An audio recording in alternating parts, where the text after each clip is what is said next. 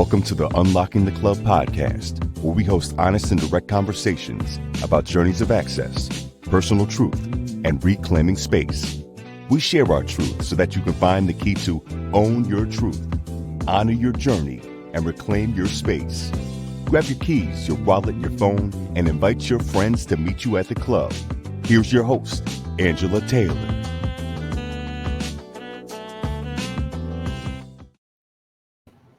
Hello again, I'm Angela Taylor, your host for Unlocking the Club, and thank you once again for joining us for another episode. Today, I actually want to talk about those moments when you put undue pressure on yourself. And this has shown up for me personally and in observation of some of my clients, both in one-on-one coaching sessions and group coaching sessions. But those instances where I find myself putting undue pressure on myself typically show up in two ways. One is when I need to advocate for myself the most, right? When no one else is there to advocate for me. And when this is the moment, this is the opportunity for me to get that thing that I've so desired for a long time, or to make a request that has been, lingering out there for a long time, and I didn't hesitate to do it. When I need to advocate for myself, I put a lot of pressure on myself, oftentimes delaying the actual ask or advocacy that needs to happen. And the second time it shows up for me in particular is when I'm interacting with those whose opinion I highly value. And this didn't really start to become clear to me until maybe about midstream through my corporate career. And I started to notice those moments where I felt a little bit more overwhelmed coming over me. I felt a little bit more stress in preparation for an activity, event, or project or conversation that I was going to have. And once I started to notice that, I actually stepped back a little bit and was trying to figure out what was a trend that was taking place. And the trend was, it wasn't in every situation. It was particularly in those situations where there was someone I highly value, maybe a friend or family member who means a lot to me, or a peer that I have a ridiculous amount of respect for and want to impress, want them to think that I am good at what I do or know what I'm talking about. Or in groups that maybe I wasn't quite sure if how they saw me or if I fit in or not. And I would find myself putting a lot of pressure for those moments. And so recently was in a conversation in a workshop with some clients who had been showing up really powerfully when they were advocating for others. And they were extremely hesitant when they actually were even considering standing up for themselves. And I recognize that this is a thing.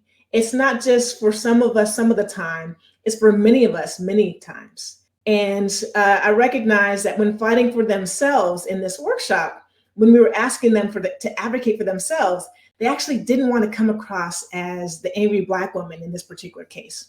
And it made me think about the Zora Neale Thurston quote, "If you're silent about your pain, they'll kill you and say you enjoyed it."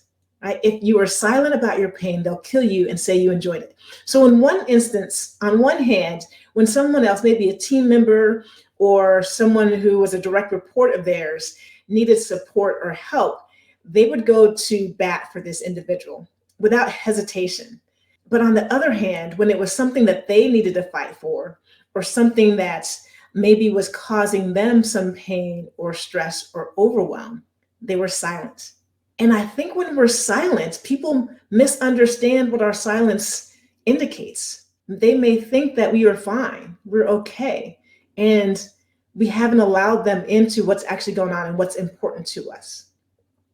And so I just want us to think about, when are those moments that you put undue pressure on yourself? Some specific moments for me was when about 2 years ago, actually it was before COVID, I had applied for TED Talk Boise and was accepted and invited to deliver a TED Talk at TEDx Boise, and was really excited about it and started sending invitation out to some family members and some friends, but I didn't send it to my extended friends list. And one of my colleagues had asked, like, why aren't you inviting so-and-so and so-and-so? And I hadn't even thought about it. And as we continued to have that conversation, I actually said, you know what? I wasn't sure if they would want to come to this event. And then I continued to unpack it and dig into it. And it wasn't that I wasn't sure if they would want to attend the event. I was nervous that if I invited them to the event, maybe it wouldn't meet their expectations. Maybe they would be disappointed in me. Maybe they would have a different perspective of who I was and how I was showing up. And they challenged me, my friends challenged me to send out invites to one and all. And you would be surprised at who would say yes.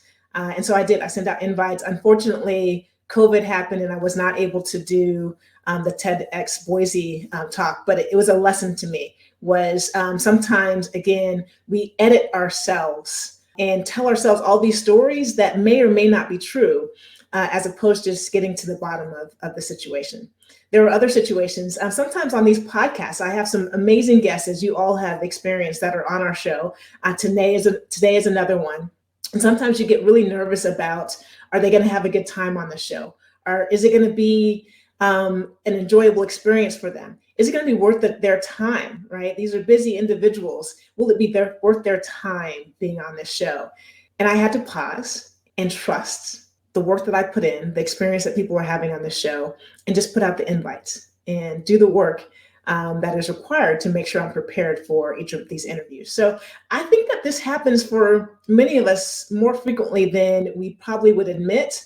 And something that has helped me along the way is actually just to pause. Again, you've heard that so often in these podcasts, just pausing and reflecting and getting to the root of the issue, getting to understand better why you may be reluctant to do something or ask for something that means a lot to you.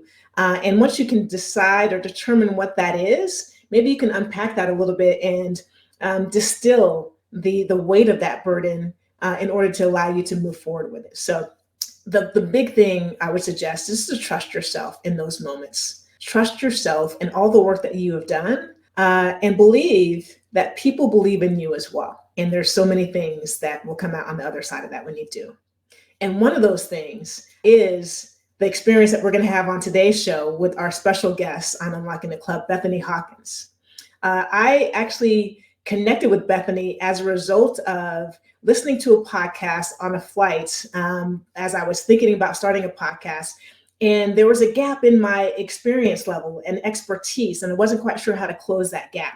And luckily on this podcast, Bethany was being interviewed and was talking about her company and her podcast consulting. And I decided to reach out. And lo and behold, Bethany responded.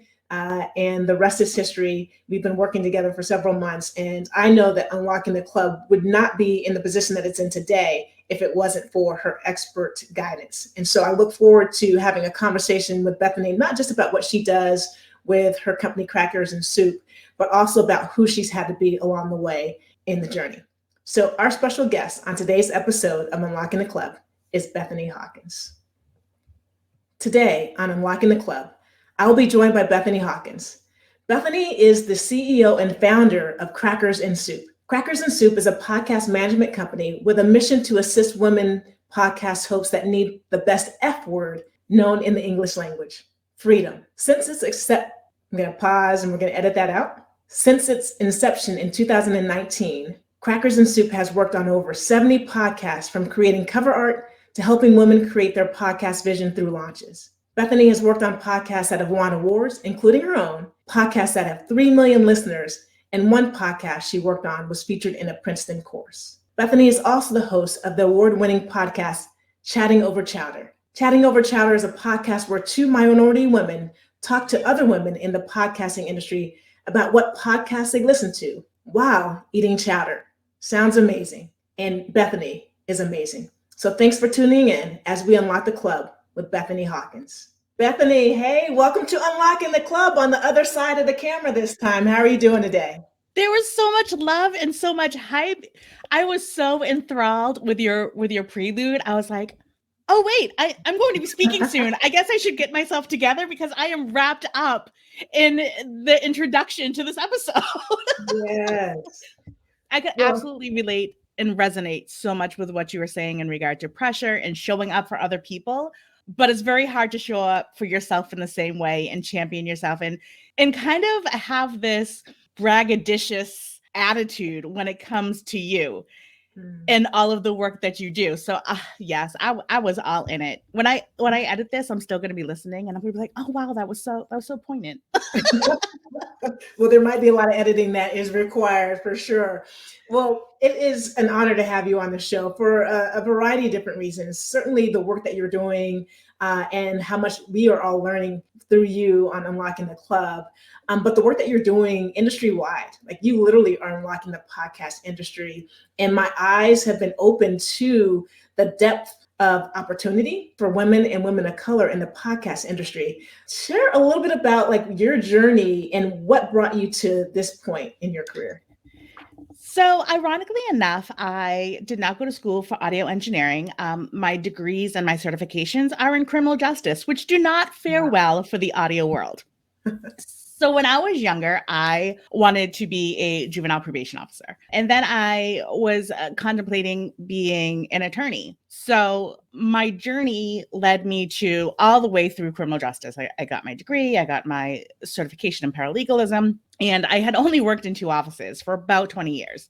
One was the district attorney's office and another was the defense attorney's office. And I had gone back to the district attorney's office when I decided that I was going to embark on this endeavor as a podcast creator. And how I ended up getting there was I was extremely burnt out. I was in the criminal justice world for 18 plus years, which is like 112 years in real life. Right. But who's counting, right? But who's counting? It's like dog years. Yeah. And I was just exhausted, and I was trying to find an outlet to kind of allow me to do all of the tasks and duties that were my responsibility throughout the day, as well as not have the panic attacks that I was having regularly when I was driving to work, during work, when I was leaving work, because I refused to listen to my body. Because as a Black woman growing up in a Black household, I had a quote unquote stable job. I had a good job. I had a job that had retirement. I had a job that had quote unquote good benefits. Yeah. And that's all really my parents' generation wanted for their children. Yes. Is to have a job that was quote unquote stable. And I had met that criteria. Check, check, check, check, check. However, there was never a discussion regarding mental health. And what happens when you're in that environment and your mental health is significantly depleted. Yes. And there wasn't the discussion of maybe if you went and saw a therapist, you could maybe work through this. It was go, go, go, go, go, go, go, go, go. Because you have to work twice as hard, because I was in the hierarchy of the office. It was the district attorney, it was the deputy district attorney, and then it was myself. So I had to go before the board of commissioners, and I had to ask for money for positions, and I had to articulate why the $1 million budget was what it was and what we were using these funds for. And I had to write grants and proposals for different positions. And it was a very important position. And yet it was in a state where it was the majority of white. It was a very small population of minorities. And then I would go up there in front of the board of commissioners with a lot of very elderly Republican men, Caucasian men. And I would have like my hair out, and my hair is in a bun right now, but it's very curly and it's very big. And I would have to curtail my speech. I would have to make sure that I was speaking properly, quote unquote, or have good dictation. And all of this little minutiae that you have to do to kind of dull your light over time is exhausting. And you think that it's not problematic until it starts arising in ways that you can't ignore, like when you're driving into work and you're having panic attacks. Yes. So the thing that got me through the last 3 years before I was like, bye, I'm out, is podcasts. My friend had come up to me, and she knows that I am a LeVar Burton freak. I love LeVar Burton. For all of you young buckaroos who are listening to this, LeVar Burton, you may know him in Star Trek. I know him from LeVar Burton Reads. I was like, that's Uncle LeVar to me. Some people may know him from Roots. Like LeVar Burton was my whole uncle. I just envisioned him owing me a lot of birthday presents because he was just so busy that he didn't have time to take me out to dinner for my birthday. But I will have that happen one day. And she said, he has this podcast, LeVar Burton Reads, and he literally reads stories to you. And I was like, oh, like the dawn opened up, the sun came out. LeVar Burton's going to read to me? And she said, yeah, it's in a podcast. And I said, girl, I don't know what a podcast is. So she took my phone, she took my Android, because I'm an Android all day. Okay. All you Apple people, God bless, but I'm a droider. And stay with it. All day. And she got me on Castbox, which is one of the most popular podcast distribution stations for Androids. And I looked up LeVar Burton Read and I started listening and I binged, Angela. I binged. I listened to so many stories and I was like, well, what is this podcast thing? And then I started looking into women who looked like me, women who were talking about owning their own businesses. I started listening to women talk about the microaggressions that they were experiencing in their lives. And I was like, I'm not the only one. Yeah. And it was an ongoing joke in the building, the entire courthouse, that I was the only Black person, not only the only Black woman, the only Black person. And it was like a joke that I could never get fired because I was the token. And at the time it's like, ha ha ha ha. And then, but it's like, that's not funny. Yeah. Wait, let's unpack that a little bit. So who was part of that joke? Like, was it just a running joke that all the white Caucasian men that you were working with that were sharing? And how did you consume that? It was just an ongoing joke within the office. And it's funny because it goes back to what you were saying earlier in the beginning of this conversation. When I am advocating for somebody else, I will go hard. But when the attention is drawn on myself, I use wit and clever and my intelligence, and I use the ability to make a joke to take the eyes off of the seriousness when it's being directed at me. So that's where I would kind of direct it. I would, and like all of the great comedians, right, all have trauma that's why they're great comedians, because they use that trauma and they make people laugh and people can relate to it. That's how I dealt with it. And there was, I had interactions when this attorney come up to me and he'd be like, oh, you're celebrating Kwanzaa? And I was like, what? And I would report it back to my district attorney. And she was like, oh, well, that's just how he is. So that kind of behavior, I had one attorney say right in front of my area, Black Lives Matter. Yeah, that's a joke. And then I had to go into her office and tell her and have a very serious conversation with somebody about that being problematic, especially with complete disregard for the only Black woman in the office, and you're saying Black lives don't matter. Right. And this was before George Floyd was murdered. Yeah.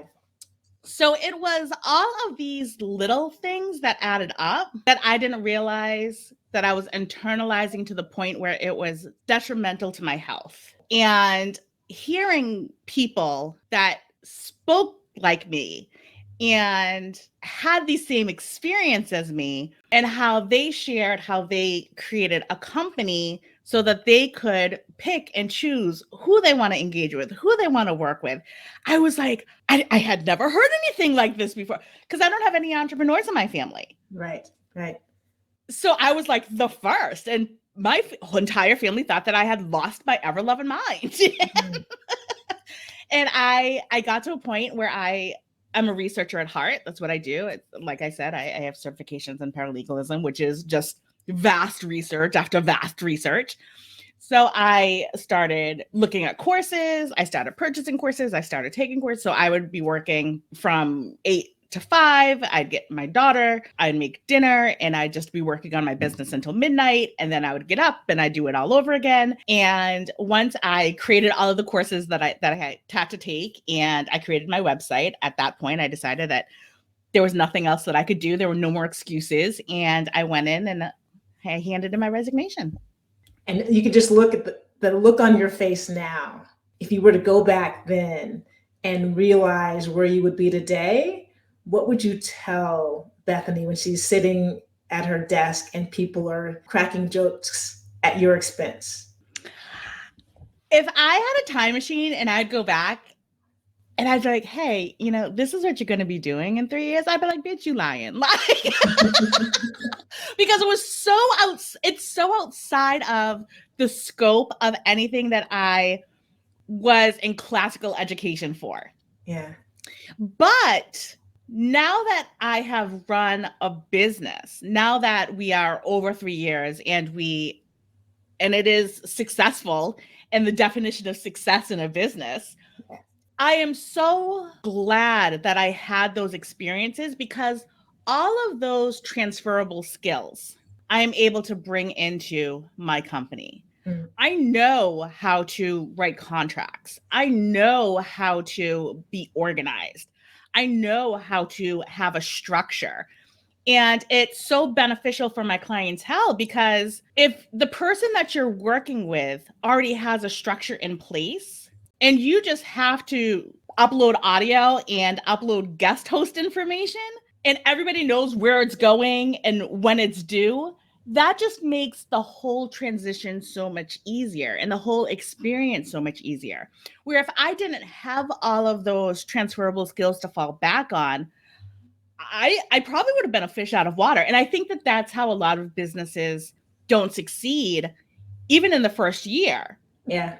Because they don't have that set up from the get-go.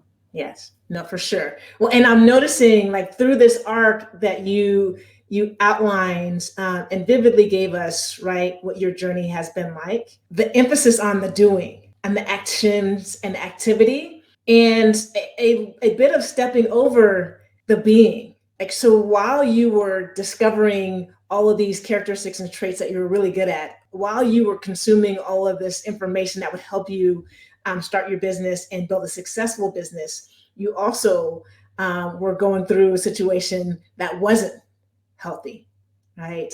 And the juxtaposition that you had between wanting to be the comedian, right, and tell a joke, and feeling debilitated from what somebody was saying, is, I think, an interesting one that Black women and people that are inside of marginalized identities deal with all of the time. And I don't think it's something we should take lightly. I think it's actually something that we should talk about more, is that, what do you do in that moment? In that moment, it sounds like to me, and you tell me if it's otherwise, you were helping to make them feel comfortable.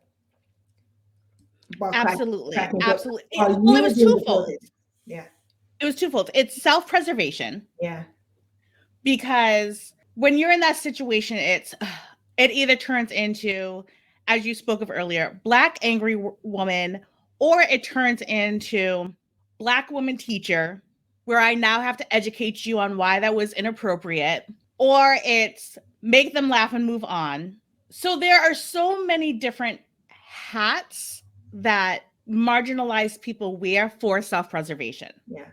It is like, what is innately natural to them. And sometimes even going the education route becomes exhausting, because then people are saying to you, oh, well, can you tell me more about this? No, you got Google. I know you have Google. Yes, like I see your Google history. Look it up. Right.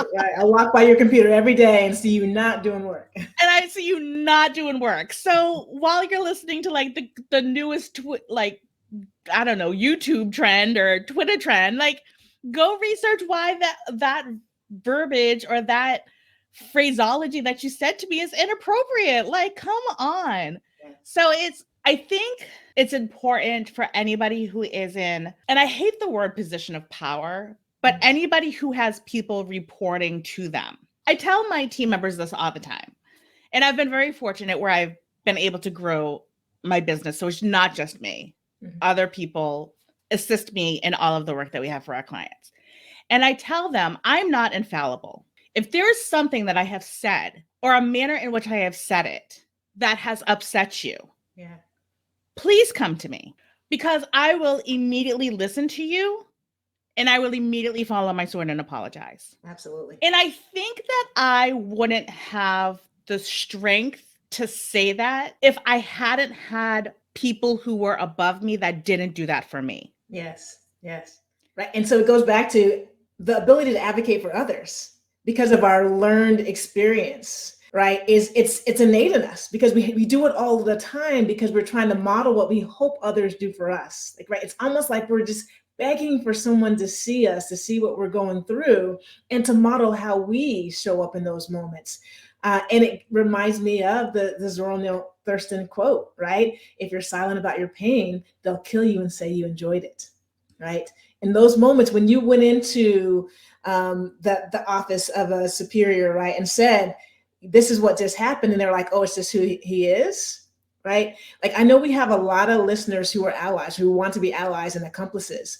Like, these are the moments where, again, we can't always be the one that is having to tell you, show you, demonstrate to you, like, that you need to see and notice how you can show up. And it reminds me, Beth, and I'm not sure if you saw this discourse on social media recently. There was, I believe, someone who is a scientist, and I may be wrong about her occupation, but a PhD student had written a letter, an application to study at this lab, and the letter was directed to "Dear Sir," right? And so she's the head of the lab. So first and foremost, right, someone wasn't taking the time, but probably shorthand thought that 9 out of 10 folks that are running these labs and research institutes are probably men. And in the letter says something to the effect that I don't work well with women. So please don't put me in situations. I'm really good at what I do, but don't put me in situations where I'm working with a woman. And so she put it on Twitter and was like, here was my response. And here was my response, not to him, but to the people that he listed as references. And was like, here's what, like, not sure if this is your student, if he listed you as a reference without your approval, but this is how he's showing up. And one of the references that she contacted wrote back to her and said, he's really good at what he does. He's a really good student. You should give him a chance anyway. So the audacity. That audacity is what shows up. That is the climate, right? That leads to that debilitation, that mental health, the overwhelm that, women of color, Black women, folks that come from, historically excluded identities are having all the time is we're going to give that person a second, third, fourth, fifth, and sixth chance because of who they are or who they could be. And we are going to completely ignore what just transpired and how that can be debilitating to you. And so in that moment, like those choices that we make in those moments, I think really learning lesson that we have from your experience, that was a catalyst for you learning and leaving. And I think that is such a disservice to the individual who wrote that letter. Yeah. Because as you said, that could have been such a poignant learning lesson that he could have changed the climate around him. Because if he is writing this in a formal letter in an application process, you cannot tell me that he is walking the streets treating women with such respect and dignity. Exactly. He is a whole nightmare of a person. Yeah. And maybe if that person, instead of alibying his actions because he does good work, had pulled him aside and said, this is not going to work. You may do exceptional work and you may be brilliant, but you also have to engage with people. And here's a fun fact. People are bred and born from women. So if you don't like women, it's a problem. It's a problem. Yeah. Oh, that is just tomfoolery and ballyhoo. It is. And it's something that I think probably there's been so much that's come to light over the last couple of years. So some of the things that used to be said in silence or in the dark are now out, right, in the light.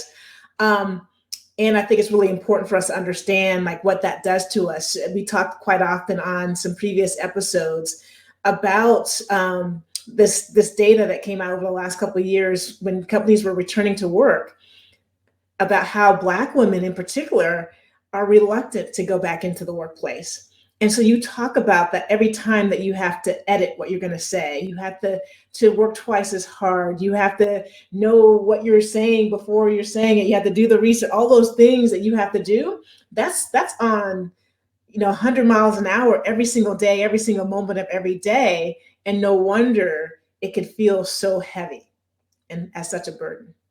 And yet and still, you show up powerfully. And even hair, even things such as our hair. So I would periodically straighten my hair if I was having an event, or I just wanted to straighten my hair. And I would have people come up to me and say, "Oh, did you put a weave in?" Oh, wow. No. If you know anything about hair, there's this thing called shrinkage. Again, look it up. It's on Google. Yeah. Or people wanting to touch my hair. And people touching anything on anybody's body without an invitation Yes. just needs to stop all around the board. And I actually, my friend and I were talking and she was leaning over and I slapped her on the butt when I was like, it was after hours. We were just all leaving. And I was immediately like, oh my God, I am so sorry. So it's not just like things that I've experienced, but I also have to own the things that I've done. Sure. And reflect on that and be like, what was my head doing? That was poor life choice. Yeah. And I immediately was like, that was horrid. And I have never done that since. Right. But having the ability to not only learn from your experiences, but learn from the things that you've done as well. And really hear people, not just listen, but really hear people when they share. Because if they're sharing a story with you, number one, they're trusting you. Yeah. Somebody trusting you shouldn't be something that you just disregard. Trust is a hard thing. And being vulnerable is a hard thing. So if you have people in your life that are opening up to you and saying, hey, I had this experience and it's uncomfortable for me to talk to you about it. And also, they're not usually going to say it's uncomfortable for me to talk to you about, but you can tell their voice starts to quiver. There's a hesitancy there. Look at the body language. And I think that is why also I love podcasting so much, because in audio, you can truly hear emotion. There are no context clues. For the people who are watching the video, you can see my expression. You can see that I'm smiling. You can see that I'm like, "Hi, Angela. Hey, cutie." But if I was talking to you and I wasn't smiling, when I stopped smiling, there's a very definite tone change.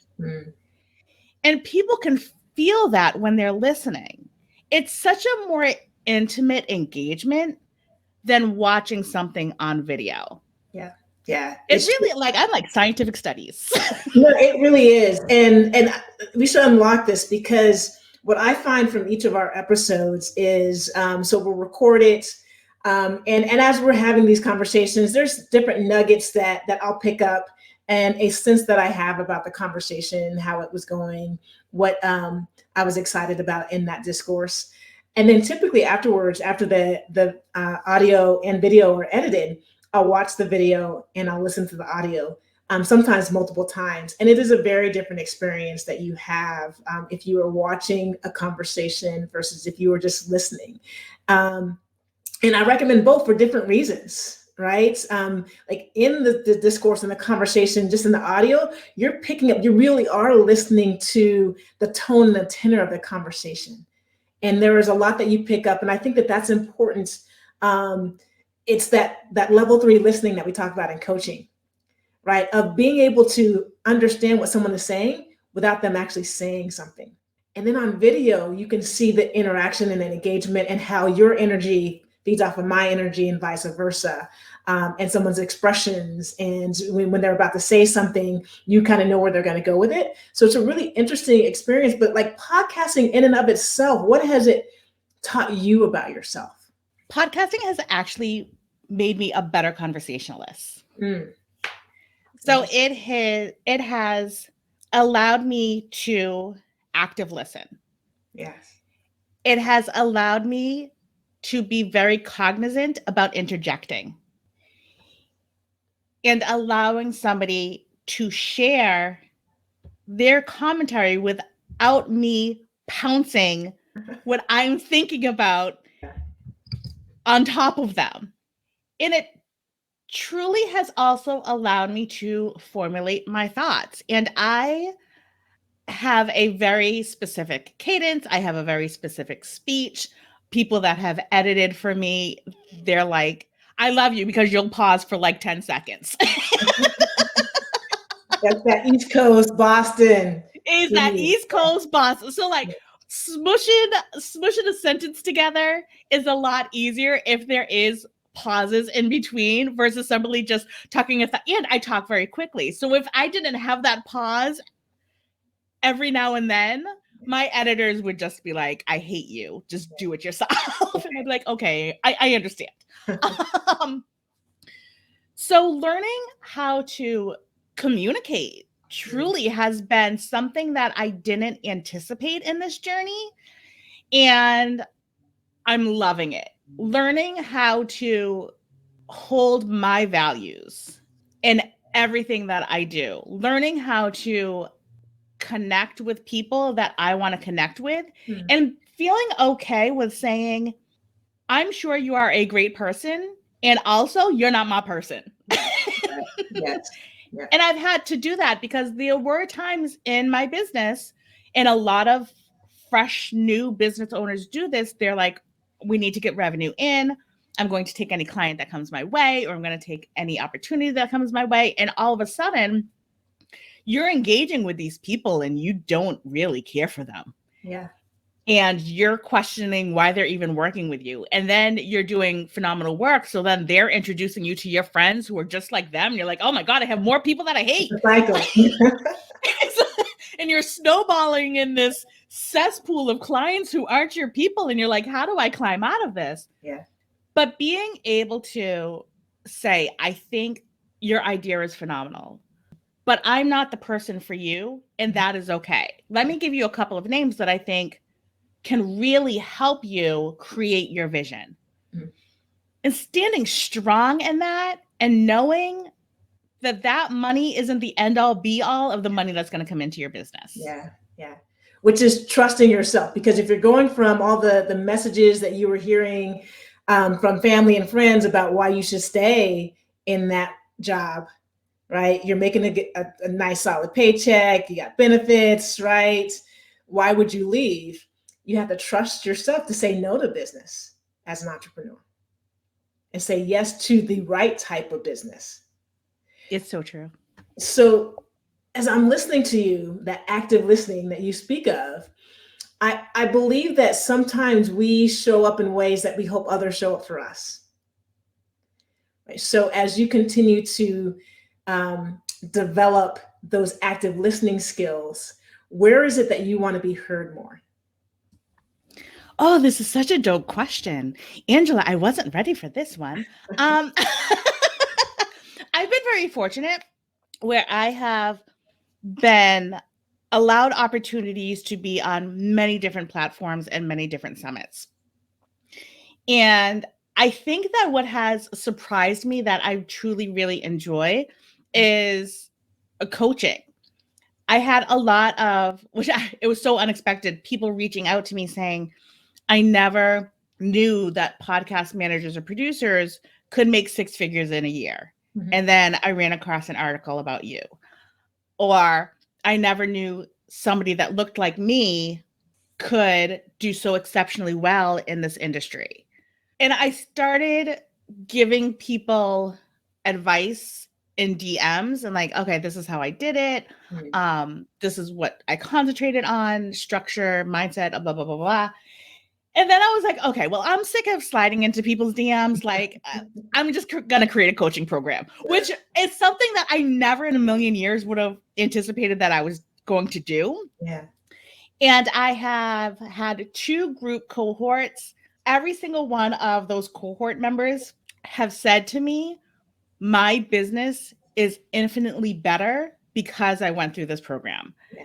And like, I'm like, oh, because I am very cognizant of who I vet into that program. I make sure that not only that they're ready, but that their deliverables are ready. Yeah. Because if I'm going to advise that you increase your price, you better have a product that's worth increasing your price. Right. So being somebody that people look to as a thought leader, which is just such a wild concept, or a coach or somebody that they look up to as being a mentor, that's something that I didn't anticipate, but I kind of found myself there, which is wild because I am, I'm super goofy. So Right.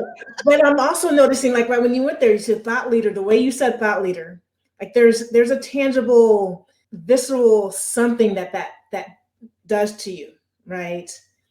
Why is that important? What's important about it being a mentor and a coach and a thought leader? I think it's important because there are so many in the entertainment industry, and that's how I view podcasting. I view it as an entertainment industry. Mm-hmm. And my hope and my goal and my desire is to get so many voices who historically have been just crushed into the ground and not heard, or their ideas were stolen with complete disregard. Yeah. And I want podcasting to be an opportunity, because it is so young, for historically marginalized people to be the creators, not just to be the hosts, to be on the front line, but I want them behind the scenes, because behind the scenes, that's where you create the narrative. Sure. That's where you can create the story. That's where you get the creativity. That's how you curtail the flow of the conversation. Mm-hmm. People don't realize the power of producing, the power of editing, the power of creating the story. Yeah. And if you have a whole bunch of people who are brown-skinned in all different shades, in all different ways, people who speak many different languages, people whose native tongue is not English, in that background, and they're sharing their stories, and there is no gatekeeping in that, forget about it. Forget about it. And right now, there's no gatekeeping in podcasting. So before there is gatekeeping, I want to get as many people in here. I'm like, welcome everybody. I'm like, this is Disney World, but you don't have to pay. Right, you're Oprah, and you get a podcast, and you get a podcast. Yes. Come on in. Yes. Why is that important to you, Bethany? It's important to me because it's ludicrous that people had a fit because a little black girl played Little Mermaid. Yeah. That's why it's important to me. Absolute fit, right? An absolute the tantrums. Yes, unbelievable. That's why because of that stupidity and that ignorance. Mm-hmm. That's why it's important to me, because it shouldn't even be a thing. Yeah. And yet here we are, 2022, same nonsense, different day. Yeah. Was that a thing for you at different places on your journey? I didn't realize as I was growing up how I didn't have a lot of representation. I really didn't have any representation. I never had a Black teacher, and I graduated from college. And I have certifications. So I had College Plus, and I've never had a Black teacher. And when we watched television, we would watch, The Cosby Show, and we would watch A Different World, which is 35 years old, which I was like, wow. Unbelievable. Feel like just yesterday I was not ready for that. Yeah. But we would watch those type of shows, but the majority of them, like we'd watch like Kate and Allie and Golden Girls, and it told all of these different stories. Mm-hmm. But in a lot of the Black shows that we had, it also had, like, every episode had a message. Yeah. And I'm totally dating myself. We're in like Kate and Allie, it was just their experiences being two widowed women who lived together and had kids. Like, it didn't always have to have an impactful message. Sure. It was just two women living their lives. Normal life. Black people can't live their lives on TV. Yeah. Yes, absolutely. We always have to be like stopped by the cops, or like it always has to be a thing. Or exceptional, like, right? Like, you just can't be normal. Exactly. Just can't live lives. Yeah. So I So that representation is so important when people are just sharing their stories of being a human who just happens to be in a Black body. Yeah. Yeah. It's so important. Well, and I kudos to you for creating that, right, and continuing to build it. I will have to tell you, my first experience, as I mentioned in the opening with Crackers and Soup, was again 30,000 feet in the air on a flight back from San Francisco, listening to podcasts, and we are in the descent into Boise when I'm like, oh, let me look up Crackers and Soup online, and so I was typing in your URL, right, crackersandsoup.com, as the Wi-Fi on the plane went out, right? And I was like, oh, okay, I have to remind myself as soon as I land, like I have to make sure that I pin this page and get to it because I want to hear more. I want to see the work and the services that Crackers and Soup does. So eventually, by the time I got home, I had left a message for myself. I texted myself to check out Crackers and Soup because as I get older, sometimes, right, I forget what it was that I needed to do, and I got on crackersandsoup.com and went from page to page, and I saw the podcast. Looked at the cover art that you and your colleague Cheryline have done. And it was imagery that reflected the Black community or people of color. I looked at the languaging, right? It felt familiar. And throughout this journey, the process, like the art was really important to me. And that was leading to some angst. Like I was like, how am I going to close this gap? How am I going to find someone who can bring this vision to life? I knew what I wanted, but I'm not an artist. I didn't know how you can graphically create that. And the process has been fantastic. And we get a lot of compliments about our cover art and our branding. And it's because of you and your team at Crackers and Soup. But so important, right, that we have someone who gets this. When I was on the call with Cheryline walking through, I want some silhouettes of Black women, different shades, different skin tones, different hairstyles. Like I didn't have to explain what I was going for. Like she got it and we can move on and go to the other granular details that I wanted replicated in this cover art. And so you were creating exactly what it is that you've envisioned. How does it feel when you are working with a client and you're bringing the vision to life? So firstly, now you got me reclamped because I never heard that reflected back to me before. Mm. So thank you for that. You're welcome. Because I don't think that was what I intended to do. Mm. It's just what I wanted to do. Yeah. So I would love to say, as I'm tearing up, I would love to say that it was my idea. Yeah. To showcase I don't want to say the Black woman experience, but that's kind of what happened. Yeah. Because I was so intentional with who I wanted to work with. Yes. Because I was so intentional with whose voices I wanted to share. And I have worked with amazing white women as well. Sure. And they have all been true allies. Mm. And the information that they share, just like your podcast, I learn with every single client that I work with in their podcast that I listen to. So I'm kind of at a loss to answer that question because, again, I have never heard what our website experience is like and the much needed sigh of saying, I don't have to explain what this means. Yeah. It was evident from the start, right? And I'd been on a number of podcast management websites. Like, okay, they do good work. They have great clientele. Fantastic. And I didn't know, like, right, I couldn't put 2 and 2 together, right, to get to 4, and knowing what was missing by me not wanting to, pull the trigger on any of those opportunities, right? Some folks that are doing great work.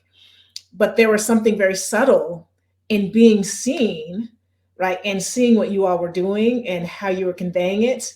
And the sense that, and after our first conversation, that you were home in a way that you didn't have to explain yourself. And I think that exactly what you had talked about earlier in our conversation about being selective about your clients so that you're not, working with someone that you don't care to be in the same room with and then attract more folks like them.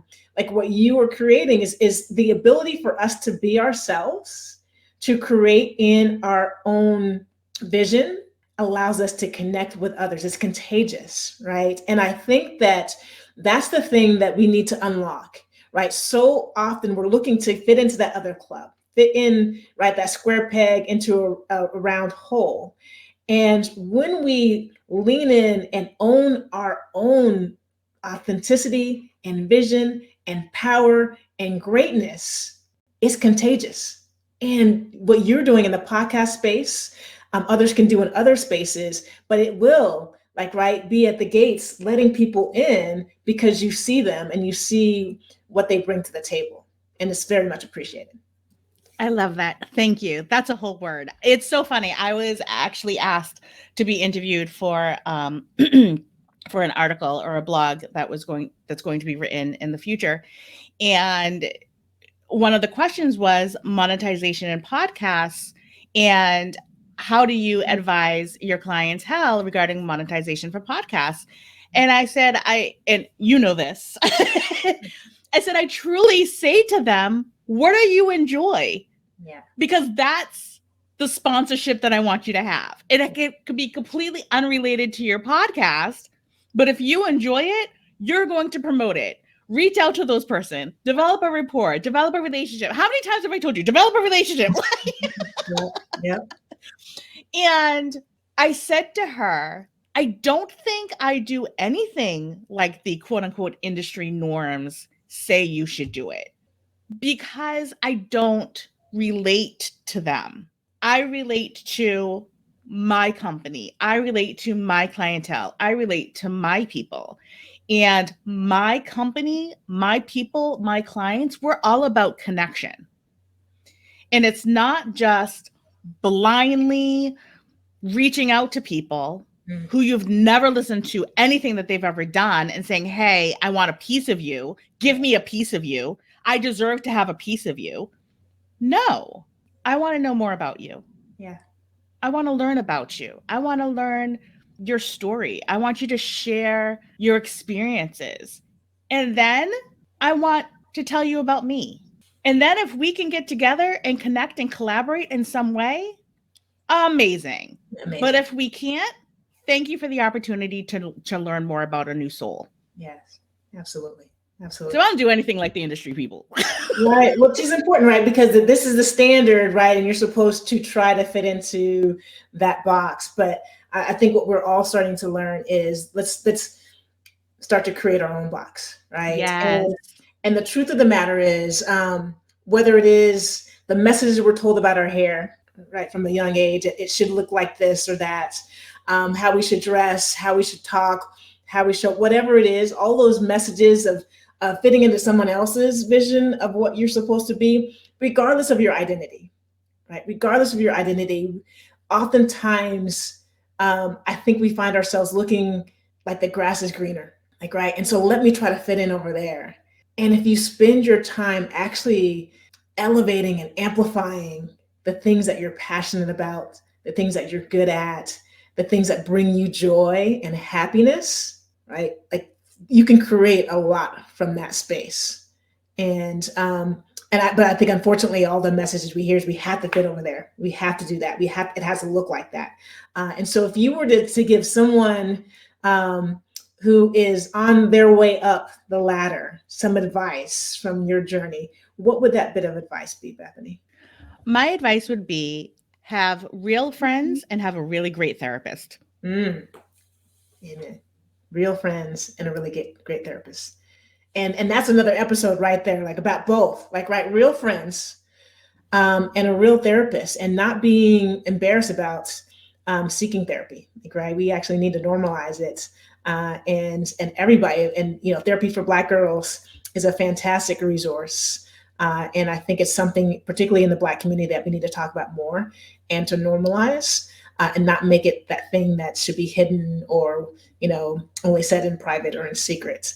So I appreciate that advice. And I know you have so many additional nuggets to share with our listeners. You're listening to Bethany Hawkins here on Unlocking the Club. I'm your host, Angela Taylor, and we will be right back on the back nine with more of a conversation with Bethany Hawkins.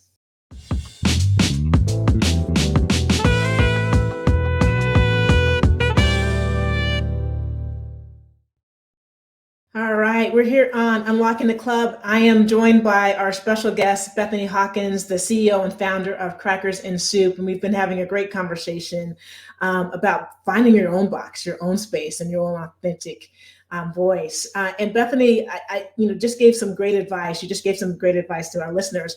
I'm wondering, what is the best piece of advice you've ever received and from whom? So I will say this, it's not really advice, okay, but I am a part of this cohort of phenomenal women, different stages of entrepreneurship, different areas of entrepreneurship. And we talk about the ebbs and the flows of business.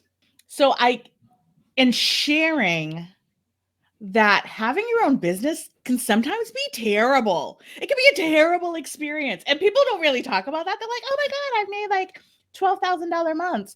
But they don't talk about the next month that they made like $500. Yeah. Exactly. So I guess that the best advice that I have received from them is business can be beautiful and business can also be terrible.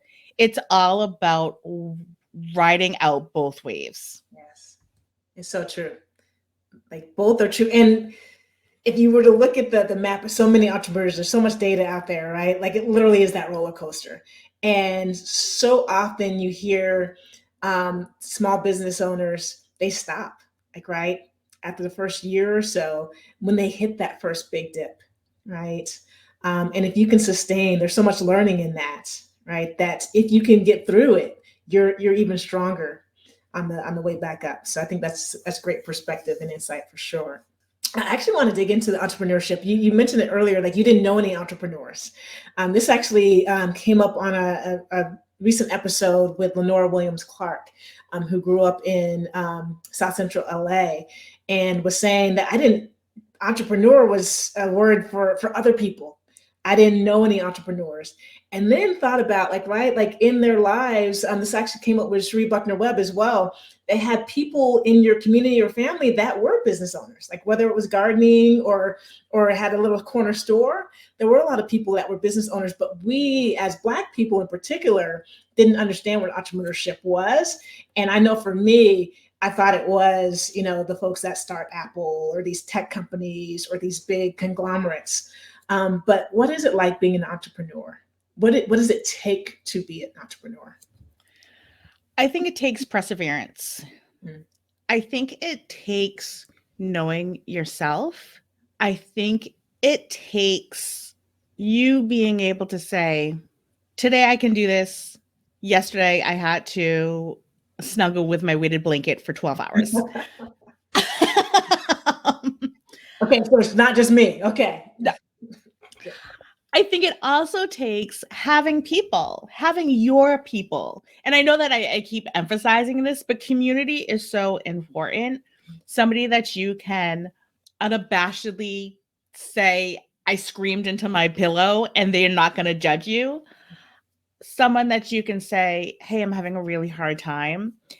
And I think entrepreneurship also means that if it is becoming problematic to your finances to the point of you're unable to pay your bills and there's no stability, getting a 9-to-5 job and being employed by somebody else is okay. You do not have to suffer for your business to that extent. Yeah. Like, people are so afraid of being considered a failure. But the fact that you tried and you took that leap, and so many people just talk about it and don't be about it. So I think giving yourself permission, whatever that permission is also really important to being an entrepreneur. That is so important. I 100% agree with you. Permission to actually want to make money. Because I think sometimes we actually edit ourselves and don't want people to think that you're being greedy. Like, right? So permission to knock it out of the park and to make money. Permission to ask for help. Because asking for help, particularly if you're in a marginalized identity, does not mean that you're not capable. Like, right? It actually means that you're moving places and you want to leverage someone else who may be better at a different thing than you are. Right. And then I agree that last piece is failure. I don't think we talk about failure enough because we learn so often. Like, I am in a much better place today in my businesses because my first business was a train wreck. Right. And I didn't ask for help and I didn't know what I was endeavoring to do. Like, right. Like, I didn't set financial goals. Right. And I didn't talk to others about the failures. So I love that. Thanks for sharing that. Give yourself permission. A couple of more questions for you, Bethany. I'm curious for you, like beside your home there on the East Coast, and maybe while you're eating chatter, beside eating chatter and at your home, where do you feel the safest to be yourself? With my husband. My husband and I have known each other for literally 30 years. We were in 8th grade together. Oh my goodness. The stories you could tell. That's a story for another day, Angela. And he is the person who knows me the best for all of my good and my bad. And he is the person that I am always feel physically the safest with, as well as mentally the safest with, because we've had a journey. Oh, that's a whole lot of unlocking that club. That marriage club. Yeah, stay tuned for that episode. We'll have Bethany back on to talk about that. So wherever he is, that's where I feel safe. That's amazing. Like, right, that feels like if you are in a relationship, what you endeavor to have, right, where you feel safe and where everything is reciprocated. I love that. What is a club that you want to unlock? I would love to maybe unlock the franchise club. I would love to franchise Crackers and Soup. All right, let's manifest it. Put it out there. I love it. I think that would just be so dope. Just like set it in the same industry or Crackers and Soup. In the same industry, I would love to have a building where people could learn audio engineering, where people could learn producing, where people could come in and read their audiobooks. I would just love Crackers and Soup to be this major force when it comes to all of the aspects of audio engineering and producing. I'm going to unlock that club. Let's unlock that club. Speak it into existence. If you believe it, you can achieve it. And based on my experience with you over the last 3.5 months, I have no doubt in my mind that you can unlock that club. Bethany, where can people find you and what projects do you have going on? So people can find me at crackersinsoup.com, and that is our website. People can find us on Twitter at rewind. People can find us on Instagram at @crackersinsoup. People can find us on Twitter. All of my handles are different. It's before I had Cheryline, my right-hand person in my company, and she put me in check in regards to social media. But what can you do? You live and learn. And the things that I am currently working on, I actually was going to be a speaker at She Podcast, but that was canceled. So I am speaking in a summit in October regarding neurodivergence and business owners, which is super important. Yeah. As somebody who has been diagnosed with anxiety and all of those things, it's really important to talk about how to fashion your brain for success when you are a business owner.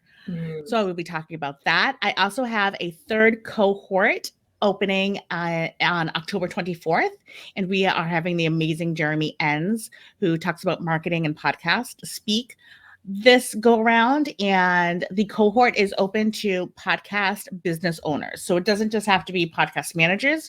If you are somebody who is a podcast coach in any way, if you're somebody who does graphics, copywriting, anything pertaining to podcasting, and that is the sole focus of your business, I invite you to email me at info@crackersandsoup.com. Actually, it's emailing my assistant to learn more about that. I also do one-on-one coaching for podcast business owners. So if you're looking for something a little more intimate, it is a 3-month commitment, and I will get you right. Nice. Trust me, you want her in your corner and on your team for sure. If you're ready to unlock the podcasting clubs. Bethany Hawkins of Crackers and Soup, thank you so much for joining us today on Unlocking the Club. Angela, anytime I get to talk to you, it's a grand old day. And I also have my Unlocking the Club cup. Look, love it. Merchandise. Coming soon. Thank you so much for inviting me to talk to you. Well, thanks for joining us on Unlocking the Club. Wow. So another great conversation here on Unlocking the Club.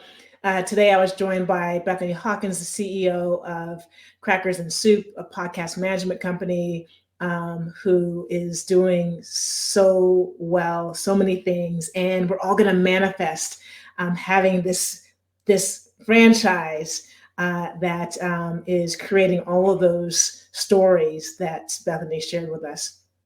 Thank you all for joining us for another episode of Unlocking the Club. I'm your host, Angela Taylor.